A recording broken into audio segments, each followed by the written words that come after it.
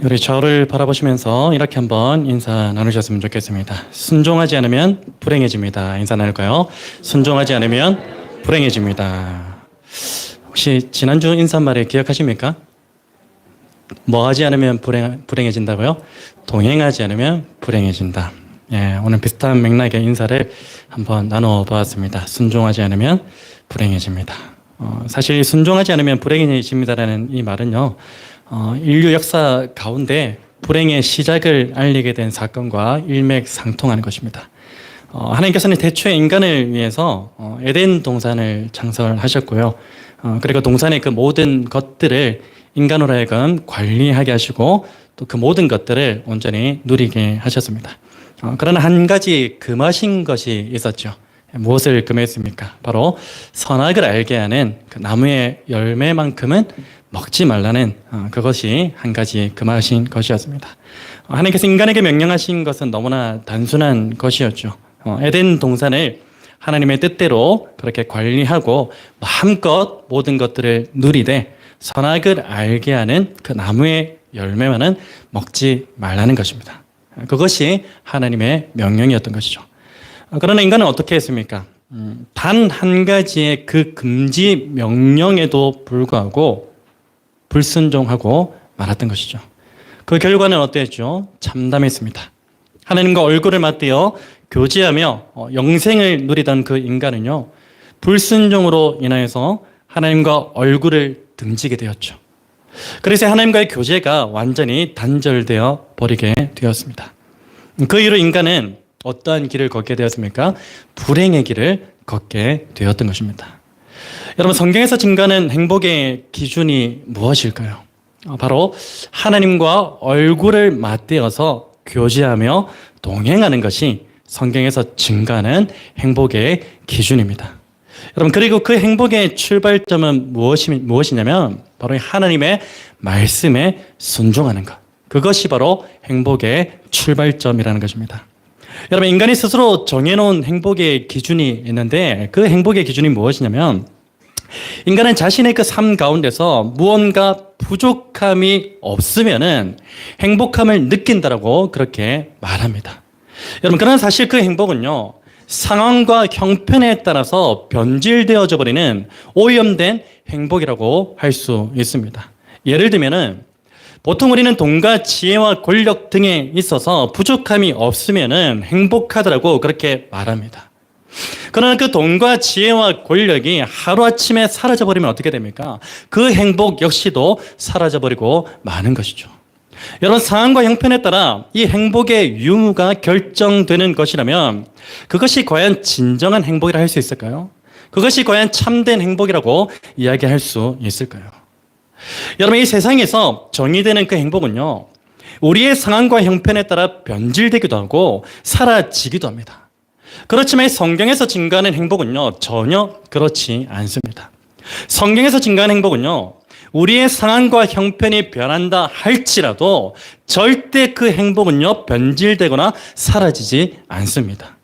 왜냐하면 그 행복의 근원 되시는 살아계신 하나님께서 영원토록 우리와 함께하고 계시기 때문입니다. 여러분, 아무리 우리의 상황과 형편이 변한다 할지라도 참된 행복의 근원 되시는 그 하나님께서는요, 영원전부터 영원까지 변하지 않는 분이시고요, 그분이 지금도 우리와 함께하고 있다는 그 사실만으로도 오늘 저와 여러분 모두는 이 세상 그 누구보다 행복한 존재인 줄로 믿습니다. 여러분, 그런 의미에서 오늘 저와 여러분 모두가 현재 하나님의 말씀에 순종하며 하나님과 동행하고 있다면요, 오늘 저와 여러분 모두는 이 세상 그 누구보다 행복한 존재라는 사실을 믿으시기를 바랍니다. 여러분, 성경에는 하나님의 말씀에 순종하며 하나님과 동행하여 스스로 행복한 존재임을 증명한 사람들이 너무나 많이 기록되어져 있습니다. 그 중에 으뜸이 되는 사람을 꼽으라면요, 저는 개인적으로 이 아브라함과 그리고 오늘 더불어 오늘 본문에 기록된 노아를 순종의 대명사로 그렇게 지명해 보고 싶습니다. 그 이유에 대해서는요, 지난주에 살펴본 그 에녹이라는 그 인물과도 연결되어져 있는데요, 에녹이 살던 시대가 단순히 악한 그런 시대였다면 노아가 살던 그 시대는요, 이 악함이 극에 달했던 그런 시대로 볼 수가 있습니다. 창세기 6장 5절에 보면요, 노아가 살던 그 시대에 대해서 이렇게 증가하고 있는데 우리 같이 한번 읽어볼까요? 창세기 6장 5절 말씀입니다. 시작. 여호와께서 사람의 죄악이 세상에 가득함과 그의 마음으로 생각하는 모든 계획이 항상 악할 뿐임을 보시고 그때 온 땅이 하나님 앞에 부패하여 포악함이 땅에 가득한지라. 하나님이 보신즉 땅이 부패하였으니 이는 땅에서 모든 혈육 있는 자의 행위가 부패함이었더라. 아멘. 창세기 6장 5절과 11절, 12절 말씀에 보시면 노아가 살던 그 시대가 얼마나 악으로 가득한 시대였는지 우리에게 분명하게 말씀해주고 있습니다. 여러분, 오늘 저와 여러분이 살아가는 이 시대 역시도 어떻습니까? 악함이 넘쳐나는 그런 시대라고 할 수 있습니다. 그렇지만 이 노아가 살던 그 시대는요, 하나님의 오래 참으심이 극에 달했던 그런 시대였기에 어쩌면 지금 이 시대와는 견줄 수 없을 정도의 그런 악함이 만연한 시대였는지도 모르겠습니다. 이러한 시대적인 배경 가운데서도 하나님의 말씀에 순종하면서 하나님과 동행한 그 노아를 이 순종의 대명사로 부르는 것에는 큰 이견이 없을 것으로 보입니다. 여러분, 간절히 바라기는요, 오늘 본문의 이 노아가 보여준 그 순종의 모습을 통해서 혹시 오늘 나의 삶 가운데 순종의 모습이 변질되어져 가고 있지는 않은지 돌아보는 그런 시간이 되었으면 좋겠습니다. 그리고 만약에 그러한 부분이 조금이라도 발견되어진다면 온전한 순종의 모습으로 회복되어지는 은혜가 있기를 우리 주 예수 그리스도의 이름으로 축복합니다. 여러분, 노아의 순종은 어떠한 순종이었습니까? 노아의 순종은 첫 번째로 말씀에 근거한 즉각적인 순종이었습니다. 기억하십시오. 노아의 순종은 어떤 순종이었다고요? 말씀에 근거한 즉각적인 순종이었습니다. 여러분, 우리가 누군가의 말에 순종할 때면요, 두 가지 반응이 나타나는데 하나는 어떤 반응이냐면 즉각적 순종의 반응입니다.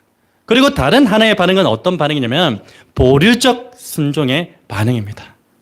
여러분, 즉각적 순종의 반응은요, 대부분 언제 나타납니까?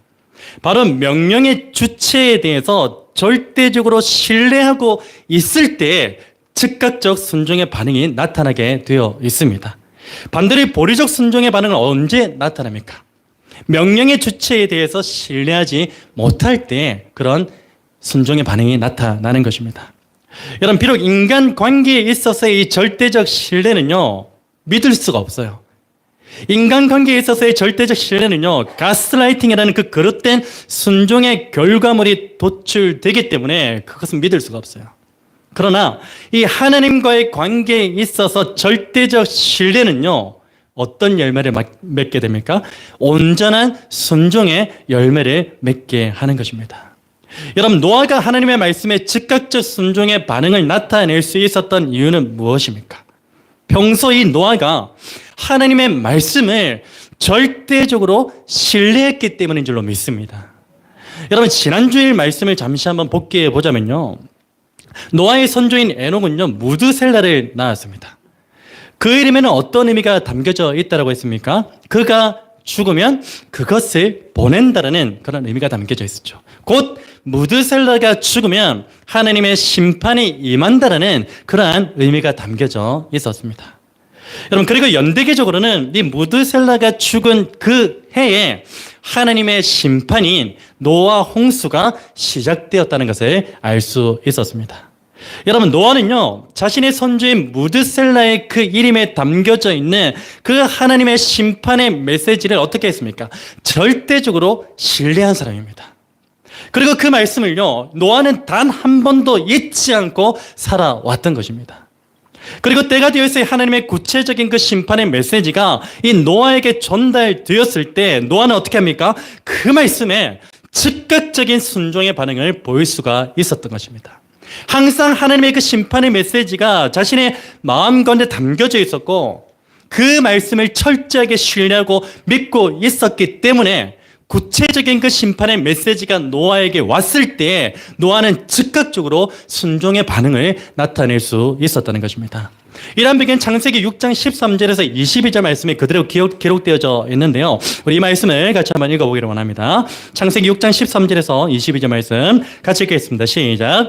하나님이 노아에게 이르시되 있는 자의 포악함이 땅에 가득함으로 그 끝날이 내 앞에 이르렀으니 내가 그들을 땅과 함께 멸하리라. 너는 고페르 나무로 너를 위하여 방주를 만들되 그 안에 칸들을 막고 역청을 그 안팎에 칠하라. 네가 만들 방주는 이러하니 그 길이는 300규빗, 너비는 50규빗, 높이는 30규빗이라. 거기에 창을 내되 위에서부터 한 규빗에 내고 그 문은 옆으로 내고 상중하 3층으로 할지니라. 내가 홍수를 땅에 일으켜 물에 생명의 기운이 있는 모든 육체를 천하에서 멸절하리니 땅에 있는 것들이 다 죽으리라.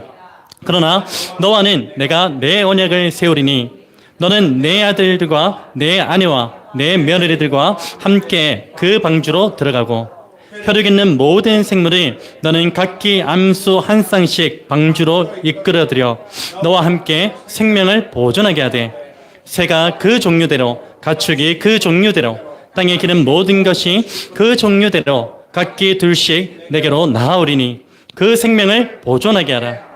너는 먹을 모든 양식을 내게로 가져다가 저축하라.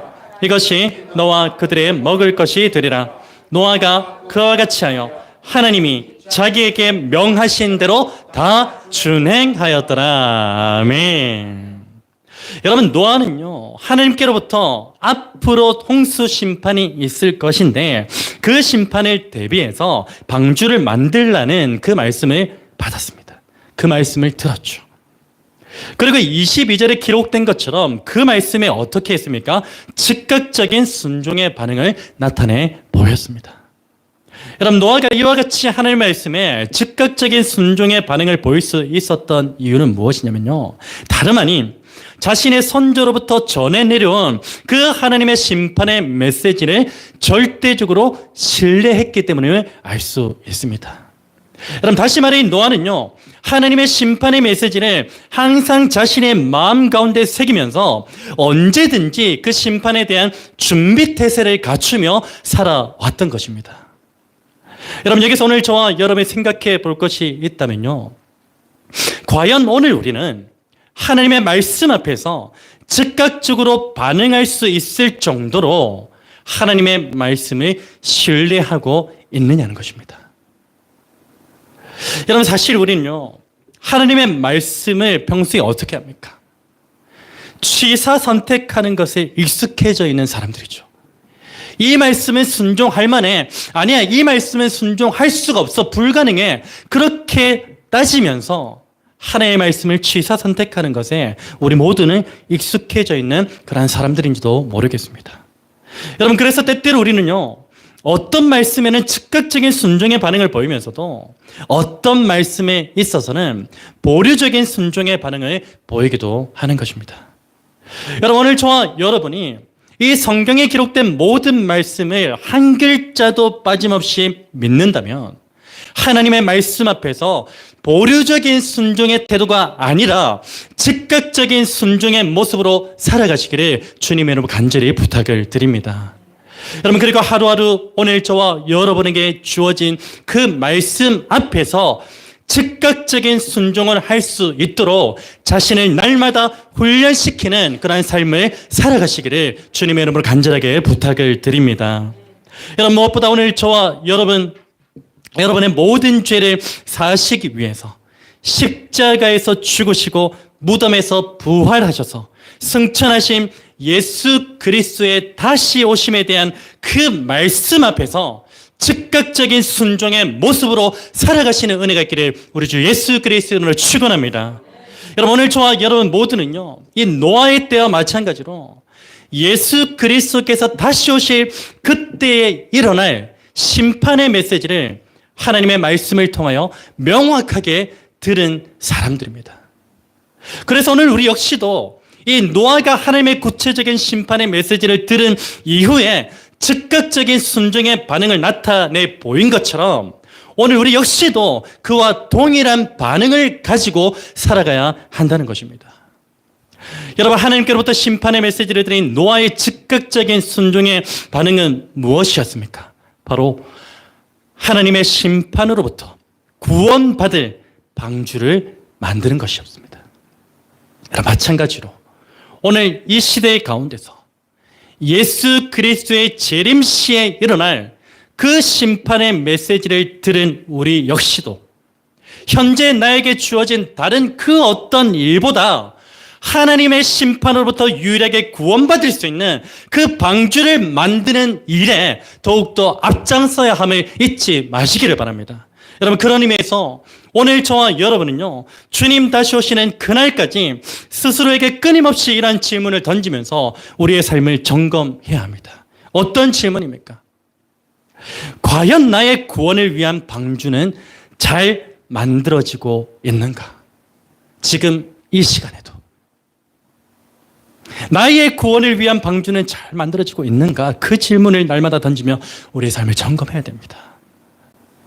또한 과연 나의 자녀의 구원을 위한 그 방주는 잘 만들어지고 있는가? 그 질문을 우리는 반복적으로 던지며 우리의 삶을 준비해 나가야 합니다. 여러분, 이 질문을 바꾸어 말하면 무엇이 됩니까? 과연 나는 하나님의 그 심판으로부터 구원받을 수 있는 유일한 방주인 예수 그리스도로 충만한가입니다. 그 질문을 날마다 우리의 삶 속에서 던져보며 점검해 나가야 하는 것입니다.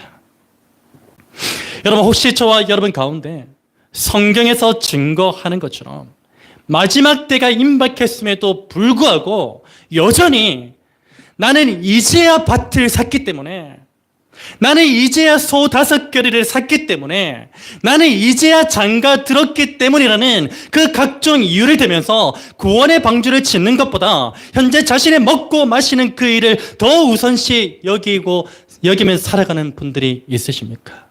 그런 분들이 있다면요, 즉시 돌이키셔서 구원의 방주를 짓는 그 일에 더욱더 매진하심으로 하나님의 말씀 앞에서 즉각적인 순종의 삶으로 반응하시는 저와 여러분의 복된 인생 되시기를 우리 주 예수 그리스도의 이름으로 축원합니다. 다른 일이 우선시 되면 안 됩니다. 돈 버는 것 중요하죠. 자녀 양육하는 것 중요하죠. 건강 관리하는 것 중요하지요. 그러나 그것보다 더욱 중요한 것이 무엇입니까? 심판의 때가 곧 다가올 건데 그때 나는 과연 그 방주를 잘 준비하고 있는가? 예수 그리스도로 날마다 충만해져 가고 있는가? 그것을 더욱더 점검해야 된다는 것입니다. 그 일을 위해서 오늘 저와 여러분이 생명을 바칠지언정 그 일을 위해서 헌신할 필요가 있다는 것입니다. 여러분, 무엇보다 이 구원의 방주는요, 처음부터 끝까지 누가 이끄시는 겁니까? 하나님께서 이끄시는 겁니다. 여러분, 자세히 가만 보시면요, 노아나 오늘 저와 여러분의 삶이나 성경에 기록된 모든 인물들 가운데 하나님의 구원을 위해서 자신이 한 일이 하나도 없습니다. 오늘 저와 여러분도 마찬가지죠. 이 구원의 방주는요, 처음부터 끝까지 하나님께서 이끄시고 하나님께서 끝내 완성하셨다는 사실을 오늘 저와 여러분이 잊어서는 안 됩니다. 여러분, 노아 당시의 구원의 방주를 한번 보십시오. 처음 방주에 대한 설계를 하신 분이 누구이십니까? 하나님이세요. 동물들을 다 각기 한 쌍씩 불러 모으신 분은 누구입니까? 하나님이세요. 노아가 일일이 동물을 다 찾으러 다니는 게 아니에요. 하나님이 다 불러 모아주셨어요. 그리고 구원의 여정, 구원의 방주의 여정 마지막 부분, 클라이맥스죠. 노아 방주의 문을 마지막으로 닫으신 분이 누구이십니까? 하나님이십니다. 노아가 닫지 않았습니다. 여러분, 그 가운데 노아가 한 것이 있다면 무엇을 했을까요? 바로 하나님의 말씀대로 준행한 것밖에 없습니다. 노아는 아무것도 하지 않았어요. 그 말씀에 준행한 것 외에는 하지 않았던 것입니다. 여러분, 오늘 우리의 삶 가운데 지어지고 있는 그 구원의 방주도 마찬가지입니다. 빌립보서 1장 6절에서는요.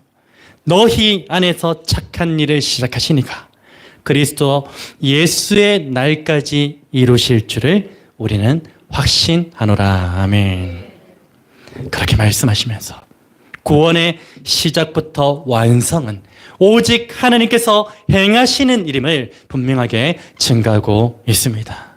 사랑하는 여러분, 그 가운데 오늘 저와 여러분이 해야 될 일이 있다면 무엇일까요? 바로 노아가 자신에게 주어진 매일의 삶 속에서 하나님의 말씀을 준행했던 것처럼 우리 역시도 주님 다시 오시는 그날까지 매일의 삶 속에서 주어지는 그 하나님의 말씀 앞에 순종하며 살기만 하면 되는 것입니다. 그게 어렵습니까? 그냥 주어지는 말씀 앞에 아멘, 주님 그렇지요, 그렇게 순종하는 것만 하나님이 우리에게 요구하고 계신 것입니다. 여러분, 이어서 노아의 순종은 어떠한 모습이었습니까? 어떠한 순종의 모습이었습니까? 노아의 순종은 두 번째로 묻지도 따지지도 않는 순종이었습니다. 다시 한번요. 노아의 순종 두 번째는요. 묻지도 따지지도 않는 순종이었습니다. 여러분, 우리가 하나님의 말씀에 순종하고자 할 때에 가장 큰 걸림돌이 있다면 그것이 무엇인 줄 아십니까? 바로 왜라는 질문입니다. 토를 다는 거죠. 왜 이래야 되는가? 여러분, 왜라는 그 질문에는요, 어떤 베이스가 내재되어 있습니까? 바로 내 생각과 내 뜻이라는 베이스가 기본적으로 내재되어 있습니다. 내 생각에는, 내 뜻에는 하나님의 말씀이 아무리 이러이러하다 할지라도 내 생각은, 내 뜻은 그렇지 않은데라면서 왜라는 질문을 다는 것이죠. 여러분, 우리가 사람의 명령에는요, 묻고 따질 수 있어야 돼요. 사람의 모든 명령에 순종하면 안 됩니다, 여러분. 왜 그렇습니까? 사람의 명령은요, 항시 온전하지 못할 뿐 아니라 불의한 것일 수도 있기 때문입니다. 성경에 위배되는 명령을 내 상관이 나에게 한다? 그거 따라야 됩니까? 여러분, 담대하게 거부할 수 있어야 됩니다. 직장에서 잘리더라도. 그게 성경의 원리, 하나님의 가르침이에요. 여러분, 그래서 때때로 우리는요, 사람의 명령 앞에서는요, 무엇이 옳고 그른지에 대한 생각과 뜻을 추정할 수 있어야 돼요. 그렇지만 하나님의 말씀은 달라요. 하나님의 말씀은요, 사람의 명령과는 차원이 달라서 항상 어떻습니까? 온전합니다. 사람의 명령은 불완전하지만 하나님의 명령은 항상 온전해요. 그리고 하나님의 명령은 항상 옳습니다. 그리고 하나님의 명령은 항상 의롭기 때문에 오늘 저와 여러분 모두는 그 명령 앞에서 내 생각과 내 뜻을 절대로 주장해서는 안 됩니다. 그리고 오직 그 말씀 앞에서 어떻게 해야 됩니까? 묻지도 따지지도 않는 그 순종의 삶으로 반응해야 하는 것입니다.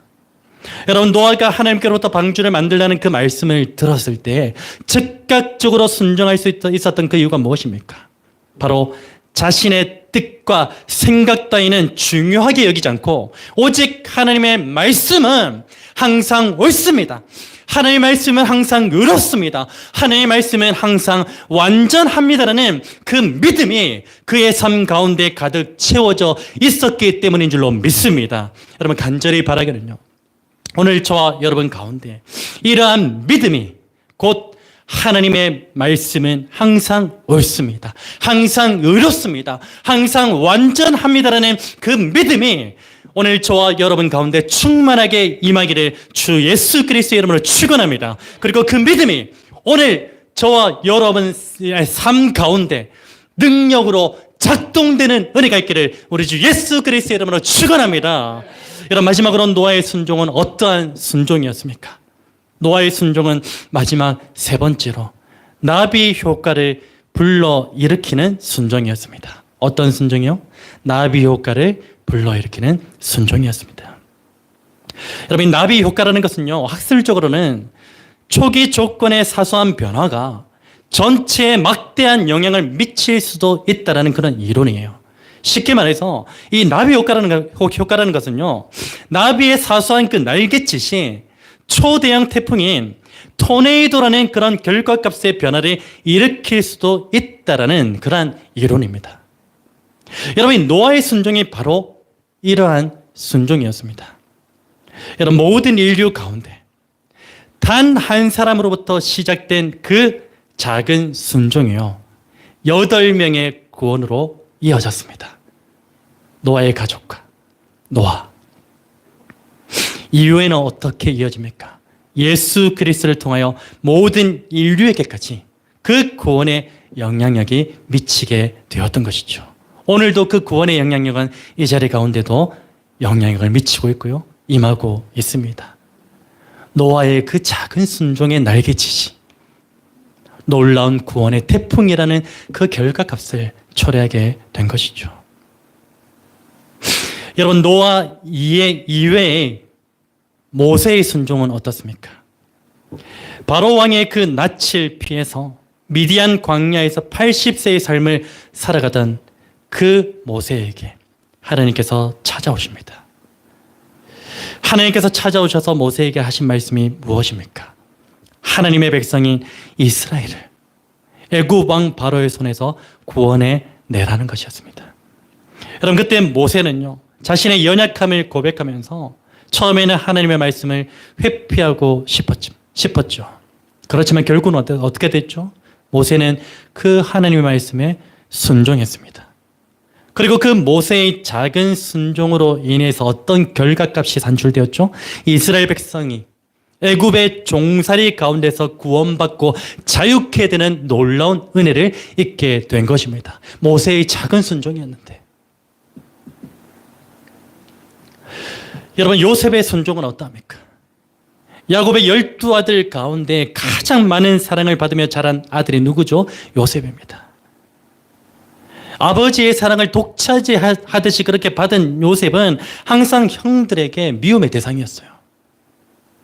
그러던 어느 날 야곱은 세겜에서 양을 치고 있는 아들들의 그 안부를 확인하고 싶어서 자신이 가장 사랑하는 그 요셉을 형들에게 보냅니다. 형들이 가서 형들이 잘했는지 안부를 확인하고 오라고 그렇게 보내죠. 요셉은 어떻게 했습니까? 아버지의 말에 즉각적으로 순종합니다. 그리고 형들이 양을 치고 있는 세겜 지역으로 떠납니다. 그런데 세겜 지역에 갔더니 형들이 보이지 않아요. 형들은 어디 갔습니까? 이미 세겜에서 양을 치다가 도단이라는 지역으로 이동한 이후였습니다. 여러분, 사실 요셉은 굳이 도단으로 갈 필요가 없어요. 따지고 보면은 세겜에서 형들이 양을 치고 있으니까 아버지의 말씀에 나는 순종했다라고 돌아오면 돼요. 왜냐하면 여러분, 그 중동 지방에 세겜에서 도단까지의 거리가 그냥 뭐 한 5분, 10분 걸리는 거리가 아니에요. 무려 20km나 떨어져 있는 거리입니다. 그래서 굳이 안 가도 그냥 돌아와서 아버지, 세겜에 갔더니 형들이 없어서 제가 그냥 돌아왔습니다. 소식도 알 수 없고 그래서 위험하기도 하고 그래서 돌아왔습니다. 그렇게 둘러대도 돼요. 그러나 요셉은 어떻게 했습니까? 아버지의 그 말씀에 끝까지 순종하기 위해서 도단으로 갑니다. 머나먼 길을 다시 걸어가죠. 그런데 도단으로 갔더니 요셉에게 어떤 사단이 벌어져요. 도단에 갔더니 사단이 벌어집니다. 어떤 사단이 벌어졌습니까? 평소 미움의 대상이었던 요셉을 형들이 보게 되죠. 형들이 딱 보고 나서 어떤 마음을 가집니까? 잘 됐다. 저 요셉을 당장 죽여버리자. 요셉을 죽이고자 했습니다. 여러분, 결국 요셉은 어떻게 되었습니까? 죽지는 않았지만 노예로 팔려가게 되었죠. 여러분, 요셉은 아버지의 말씀에 순종했을 뿐인데 그를 기다리고 있었던 것은 고난이었습니다. 순종의 결과가 고난이었어요. 여러분, 그러나 결국 요셉의 작은 순종은 어떠한 결과를 가져오게 되었습니까? 당시에 온 땅을 뒤덮은 흉년 가운데서 아버지와 형들을 포함한 모든 가족이 구원받게 되는 놀라운 결과를 가져오게 된 것입니다. 요셉의 그 작은 순종의 날갯짓이. 여러분, 무엇보다 예수 그리스도의 순종은 어떠합니까? 실제로 예수 그리스도는요, 마음만 먹었으면 당시 유대인의 왕으로 등극하셔서 유대인들을 로마의 그 압제로부터 멋들어지게 구원할 수도 있었어요. 능력이 있으신 분이시니까.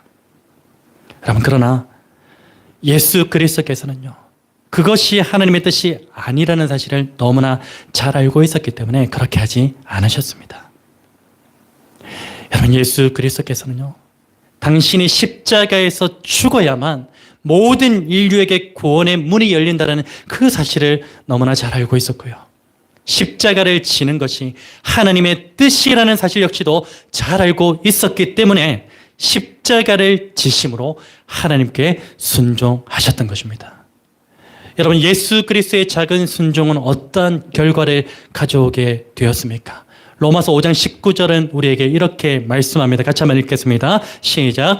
한 사람이 순종하지 아니함으로 많은 사람이 죄인 된 것 같이 한 사람이 순종하심으로 많은 사람이 의인이 되리라. 아멘.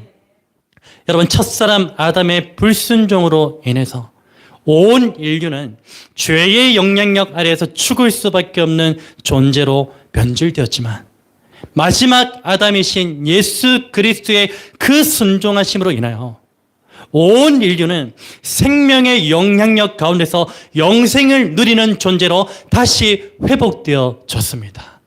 그 은혜를 저와 여러분이 지금 누리고 있는 것이죠. 여러분, 하나님께서는요, 당신의 백성들에게 작은 것이라 할지라도 순종의 삶을 요구하세요. 작은 것이라 할지라도. 여러분, 하나님께서 당신의 백성들에게 작은 것이라 할지라도 순종의 삶을 요구하시는 그 이유는 무엇입니까? 바로 당신의 백성들의 그 작은 순종의 날갯짓이, 그 작은 순종이라는 초기 사건의 사소한 변화가 구원이라는 결과값으로 이어지기 때문입니다. 노아의 작은 순종을 보십시오. 온 인류의 구원의 문을 여는 시초가 되었죠. 요셉의 작은 순종을 보십시오. 온 가족을 구원하고 이스라엘 나라를 다시 형성하게 되는 그런 구원의 은혜를 잃게 되었죠. 모세의 그 작은 순종을 보십시오. 민족을 구하고 나라와 열방을 구원하게 되는 놀라운 그 은혜가 임하게 되었죠. 예수 그리스도의 그 작은 순종을 보십시오. 예수 그리스도의 그 작은 순종을 통해서 놀라운 구원의 은혜가 임했습니다. 여러분, 마찬가지로 오늘 저와 여러분 모두의 작은 순종이 구원의 은혜로 이어져서 이 땅 가운데 죽어가는 영혼들이 살아나게 되는 놀라운 역사가 일어나게 될 줄로 믿습니다. 그래서 오늘 저와 여러분은 작은 것이라 할지라도, 사소한 것이라 할지라도 그것이 하나님의 놀라운 구원의 은혜로 연결된다는 사실을 기억하시면서 작은 일에도 순종하시는 저와 여러분 복된 인생 되시기를 주님의 이름으로 축원합니다. 그런 의미에서 오늘 저와 여러분 모두가 하나님 앞에서는 그 어떤 말씀이라 할지라도 순종의 삶으로 반응하시는 은혜가 있기를 주님의 이름으로 축복합니다. 때때로 오늘 저와 여러분이 하나님의 말씀에 순종하는 일에 있어서는 세상은 어떻게 반응합니까? 우리를 향하여 조롱할지도 모릅니다. 뭐 그런 것까지 순종해 너무 바보같이 사는 것 아니야? 그렇게 조롱하며 비웃을지도 모르겠습니다. 여러분, 세상은 하나님의 말씀에 순종하여 방주를 만들던 그 노아를 향하여 비가 오지도 않는데 무슨 배를 만드냐고 조롱했을지도 모르겠습니다. 그리고 세상은 아버지의 말씀에 순종한 요셉을 향하여 말씀에 순종한 결과가 형들에게 버림받고 노예로 팔려가는 것이냐고 그렇게 비웃었을지도 모르겠습니다. 또한 이 세상은요, 하나님 말씀에 순종한 이 모세를 향하여서 다 늙어 빠진 그 나이에 초강대국인 그 애굽을 상대로 백성들을 구원해낸다는 게 말이나 돼? 가능하게나 해라고 그렇게 말하면서 헛웃음 쳤을지도 모르겠습니다. 무엇보다 이 세상은요, 하나님 말씀에 순종하여 십자가를 신 예수 그리스도를 향하여 너무나 어리석다. 그리스도라는 존재가 왜 저래? 하나님의 아들이라는 존재가 왜 저렇게 무기력해라고 하며 조롱하고 채찍질하고 손가락질했죠. 그러나 하나님께서는요, 그 작은 순종들을 구원의 은혜를 베푸시는 도구로 사용하신 것입니다. 사랑하는 믿음의 형제 자매 여러분, 오늘 저와 여러분 모두가 하나님 말씀이라면 세상에 조롱과 배척이 있다 할지라도 묻지도 않고 따지지도 않는 그 즉각적인 순종의 모습으로 반응하시는 은혜가 있기를 우리 주 예수 그리스도의 이름으로 축원합니다. 여러분, 무엇보다 오늘 저와 여러분 모두가 이 세상에서 썩어 없어질 것들에 대하여 두려워하지 마시고 오직 하나님의 말씀만을 경외함으로 그 말씀에 생명을 거는 자, 그 말씀에 나의 운명을 거는 자 되어서 이 땅 가운데서 존재로 삶을 증명해내며 살아가시는 그 믿음의 사람이 되시기를 우리 주 예수 그리스도의 이름으로 축원합니다.